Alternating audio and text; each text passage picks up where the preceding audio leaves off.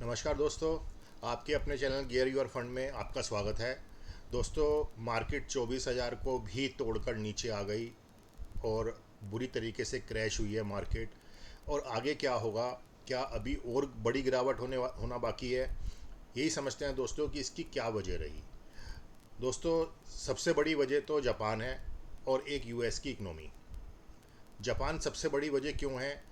दोस्तों, सबसे ज़्यादा तो आज निकाई गिरा है 13%। मतलब इतनी बड़ी गिरावट पिछले 35 साल के अंदर एक दिन में कभी भी निकाई की मार्केट में नहीं आई है जो आज गिरावट आई। मतलब इतनी भयंकर तरीके से मार्केट गिरी। और साउथ कोरिया 9% गिरा और एक बार तो साउथ कोरिया के अंदर शॉर्ट ट्रेड करने पर बैन भी लगा दिया गया। तो ये सारी मार्केट इतनी बुरी तरीके से क्यों गिर रही हैं? ताइवान गिरा, साउथ कोरिया गिरा। उधर अभी अगर मैं जिस टाइम मैं वीडियो बना रहा हूँ, अगर मैं उस टाइम पर देखूँ तो अमेरिका की जो डाउ फ्यूचर है वो करीब लगभग 1300 पॉइंट नीचे है और नेक्स्ट डेक भी करीब करीब 1100 पॉइंट नीचे है। यानी कि आज भी लगता है कि अमेरिका के अंदर एक भारी गिरावट होने वाली है मार्केट के अंदर। तो ये सब क्या हो रहा है और कहाँ जाके संभलेगा, और इसका इफ़ेक्ट हमारी मार्केट पे कितना आएगा? क्योंकि अगर देखा जाए तो दोस्तों, हमारी मार्केट उस रेशो में बहुत कम गिरी है जिस रेशो में जापान का निकाई या डाउ जो गिर रहा है, नैस्डैक जो गिर रहा है, वो उस रेशो के अनुसार अगर हम देखें तो हमारी मार्केट उस रेशो में बहुत कम गिरी है। अब इसकी सबसे बड़ी वजह क्या रही दोस्तों? इसकी सबसे बड़ी वजह है जापान। दोस्तों, जापान के अंदर रेट ऑफ इंटरेस्ट लगभग जीरो था पिछले 14-15 साल से, 0.1% सिर्फ ओनली।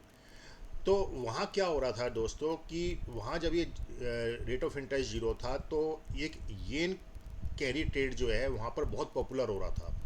लोग येन जो है जापान की करेंसी उसको बोरो करते थे और उस पैसे को और जो दूसरी मार्केट होती थी हाई रिटर्न वाली वहाँ लगाते थे, चाहे वो जापान की खुद की मार्केट थी या नैस्डैक था यूएस का, या फिर बॉन्ड, यूएस के बॉन्ड, उनके अंदर लगाते थे कि 0% पे पैसा ले लिया और वहाँ से वो पैसा दूसरी मार्केट के अंदर लगा दिया। अब धीरे धीरे एक चीज़ और हो रही थी जापान के अंदर कि जापान का जो येन था वो धीरे धीरे डेप्रिशिएट होता चला जा रहा था डॉलर के मुकाबले। और एक पोजीशन ये आ गई थी कि वो $1 के मुकाबले 165 येन तक पहुंच गया था, जो कभी $1 के मुकाबले 100 येन था। यानी कि जो लोग पैसा जापान से जो पैसा बोरो कर रहे थे उनके लिए तो विन विन सिचुएशन थी। एक तरफ तो उन्हें रेट ऑफ इंटरेस्ट नहीं देना है, दूसरी तरफ वो दूसरी मार्केट के अंदर पैसा लगा रहे हैं फ्री का पैसा लेकर जहाँ से वो रिटर्न कमा रहे हैं।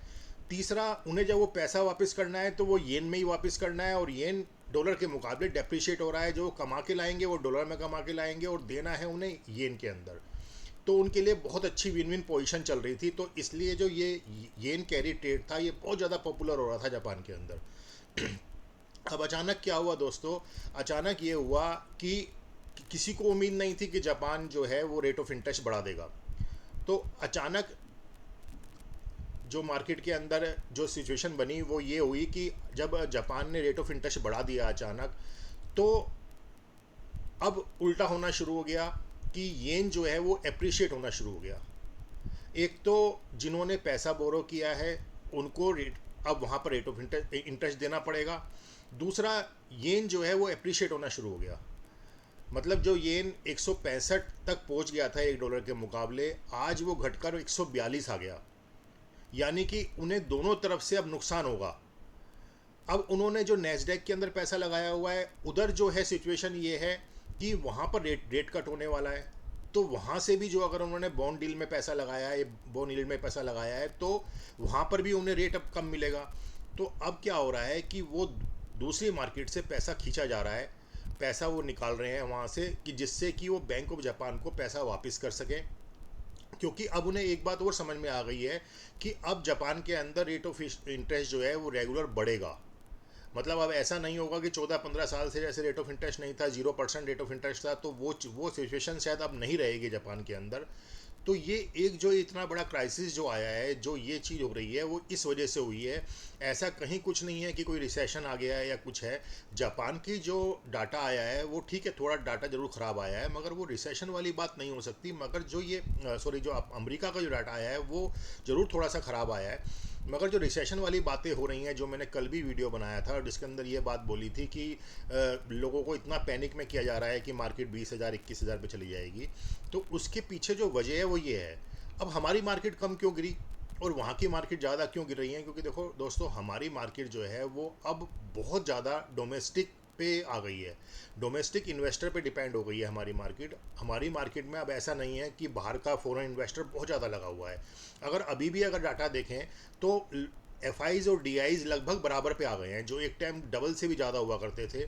तो उस वजह से हमारी मार्केट के अंदर अब जो बाइंग है वो, हम जो बार बार ये बात बोल रहे हैं कि हमारी मार्केट रिकवरी बहुत जल्दी तेज़ी से करेगी, तो उसकी वजह भी यही है। क्योंकि ये जो कुछ भी हो रहा है, जो ये मार्केट हमारी गिर रही है, वो हमारी कोई कारण नहीं है कि हमारे देश में कुछ हो गया है।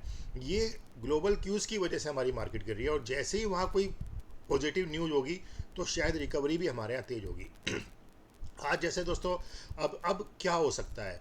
अब एक ही बात हो सकती है दोस्तों कि जैसा लग रहा है कि भाई शायद हो सकता है फेड चेयरमैन आकर कोई डिसीज़न ले, उस वजह से मार्केट थोड़ा सा कवरिंग करे, तो वही एक पोजीशन नज़र आ रही है दोस्तों। ऐसे तो आज तक ऐसा कभी नहीं हुआ है कि फेड ने कभी भी बीच में आकर और रेट ऑफ इंटरेस्ट को का कट किया हो। जैसे अभी 5-7 दिन पहले फेड की मीटिंग थी और उसके अंदर रेट कट नहीं किया गया। अगर पिछली हिस्ट्री उठाकर देखें तो कभी भी ऐसा नहीं हुआ है कि जो उसकी डेट है फेड मीटिंग की, उससे पहले कभी कट किया गया हो। मगर इलेक्शन होने की वजह से शायद एक ये उम्मीद की जा रही है कि हो सकता है कि फेड चेयरमैन आकर इस कट को पहले करें, क्योंकि जब तक अमेरिका में रेट कट नहीं आएगा, अमेरिका की मार्केट तो अब सुधरने की पोजीशन नहीं लग रही फ़िलहाल। तो एक उम्मीद बस यही की जा रही है कि शायद हो सकता है कि रेट कट, जैसे अब जो फेड की मीटिंग है शायद वो 17-18 सितंबर के आसपास है, तो तब तक तो काफ़ी लंबा टाइम है, तो हो सकता है कि वो रेट कट करें। और दूसरा दोस्तों, हमारे यहाँ भी 8 तारीख को आरबीआई की जो मॉनेटरी पॉलिसी की डेट है वो 8 तारीख है। और अमूमन ऐसा भी हुआ है कि भाई हमारा जो रेट कट है वो अमेरिका के रेट कट के बाद ही आया है। ऐसा भी हम नहीं उम्मीद कर सकते कि शायद आरबीआई पहले हमारे यहाँ रेट कट कर दे। अगर ऐसा होता है तो भी हमारी हमारी मार्केट के लिए पॉजिटिव न्यूज़ होगी। तो मगर अभी तक तो कभी ऐसा नहीं हुआ है। अमूमन यही हुआ है कि पहले फेड की तरफ से रेट कट होते हैं, तब हमारे यहाँ रेट कट होते हैं। तो अब एक यही उम्मीद है कि कुछ, या फिर ऐसा कुछ हो कि भाई फेड चेयरमैन आगे कोई ऐसी पॉजिटिव न्यूज़ दें जिससे कि मार्केट को एक भरोसा हो कि कोई दिक्कत नहीं है। तो एक यही उम्मीद अभी कायम है। आज जो पोजीशन हुई है, अगर उस पोजीशन को देखें, जैसे मैंने कल भी वीडियो बनाई थी तो मैंने उसमें बोला था कि 24,000 एक बहुत बड़ा सपोर्ट है। तो आप देखिए, अगर मैं तीनों इंडेक्स को उठा के देखूं और तीनों इंडेक्स दिखाऊं तो बिल्कुल उसी लाइन के ऊपर जाके उन्होंने सपोर्ट लेके वहाँ क्लोजिंग दी है। बट क्लोजिंग बिल्कुल भी अच्छी नहीं है, क्योंकि अगर क्लोजिंग 24,240 से ऊपर क्लोजिंग होती तो एक बार को हम फिर भी मान लेते कि क्लोजिंग थोड़ी ठीक ठाक है। मगर आज जो क्लोजिंग हुई है वो बिल्कुल भी अच्छी क्लोजिंग नहीं है। इसको देखकर हम ये नहीं कह सकते कि कहीं सर अभी अभी रिकवरी की उम्मीद लग रही है। एक बार देख लेते हैं दोस्तों कि मार्केट क्या रही आज।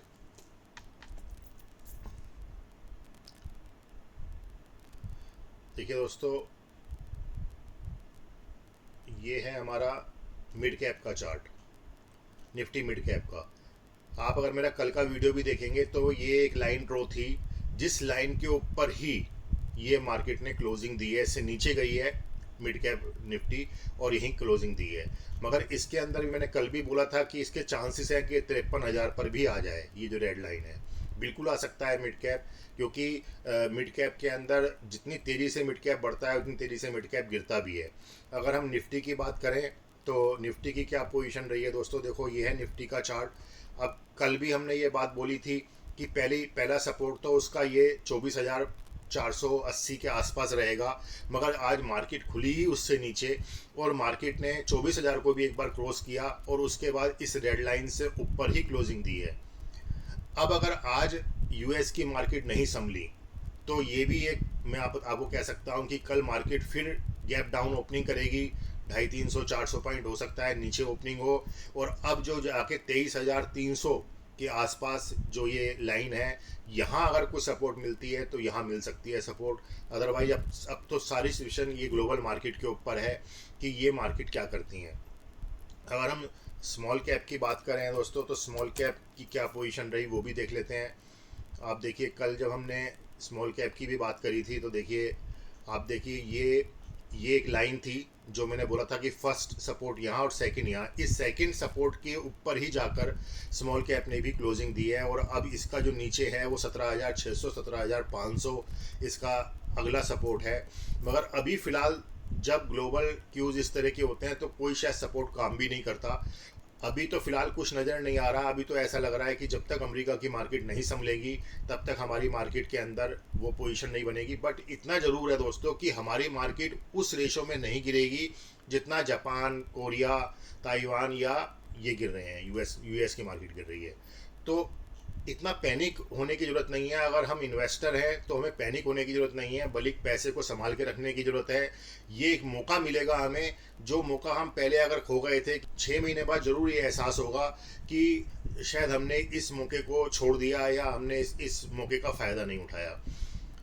कल भी मैं ये बात बोल रहा था कि जो भी सपोर्ट है उस पर 10-10% करके आप इन्वेस्टमेंट करें, बहुत ज़्यादा इन्वेस्टमेंट ना करें। और जैसे ही मार्केट रिवर्स होने लगती है तब अपना पैसा डालें। निफ्टी ईटीएफ के अंदर भी आप पैसा डाल सकते हैं, क्योंकि निफ्टी ईटीएफ भी जो जिस हिसाब से निफ्टी गिरा है ये रिकवरी भी बहुत तेज़ी से करेगा। अगर आप चाहें तो निफ्टी ईटीएफ भी एक बेस्ट ऑप्शन है जिसके अंदर आप थोड़ा सा पैसा डाल सकते हैं। हो सकता है निफ्टी फिर 24,525 से पहुँचे तो बहुत जल्दी आपको एक रिटर्न मिले उसके अंदर। तो मैं यही जानकारी देना चाह रहा था दोस्तों कि आज की पोजीशन क्या रहेगी अमेरिका की, उसी पे सारा डिपेंड करेगा। क्योंकि अभी तो अमेरिका का फ्यूचर कुछ नज़र नहीं आ रहा है ऐसा कि जो आप चल रहा है डाउ फ्यूचर और नैस्डैक बहुत ज़्यादा गिरे हुए हैं। वो भी यूरोप की मार्केट भी बहुत गिरी हुई है। तो अभी तो कुछ नहीं समझ में आ रहा कि क्या रहेगा। हो सकता है कि मार्केट खुलने के बाद वहाँ फेड की तरफ से कोई अनाउंसमेंट हो तो उससे कुछ मार्केट संभले। चलिए दोस्तों, आज के वीडियो में इतना ही। अगर आप इस चैनल पर नए आए हैं तो चैनल को सब्सक्राइब करें, वीडियो को लाइक करें, कमेंट करें और शेयर करना ना भूलें। गियर योर फंड में आज इतना ही। फिर मिलते हैं किसी अन्य जानकारी के साथ। नमस्कार।